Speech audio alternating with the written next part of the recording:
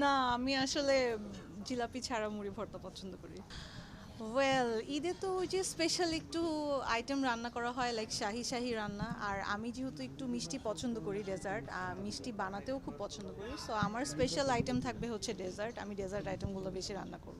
আমি খুবই family oriented একটা পার্সন। ঈদের দিন ঘিরে আমি টোটালি সারাদিন আমার ফ্যামিলির সাথে টাইম স্পেন্ড করি।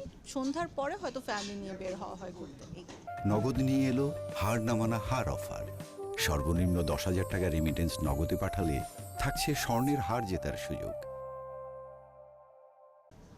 ছোটবেলাও আসলে সালামি পেতাম না, কারণ আমি আসলে সবাই জানে আমি অনেক ছোট থেকেই আসলে মিডিয়াতে কাজ করছি। সো ওই থ্রু আসলে সবার এক্সপেকটেশন সবসময়ই ছিল যে আমি সালামি দিব। সালামি আমি যতটুকু পেয়েছি তার থেকে অনেক বেশি আমার দেওয়া হয়। আর এখন তো আমি অলরেডি মা হয়ে গিয়েছি, সো এখন আমার সালামি আরও বেশি দিতে হয়। দেখা যায় আমার বড় বোনরাও আমার কাছে এসে আমাকে বলে যে না, আমাকে এতটুকু সালামি দিলে হবে না, আমাকে আরও সালামি দিতে হবে।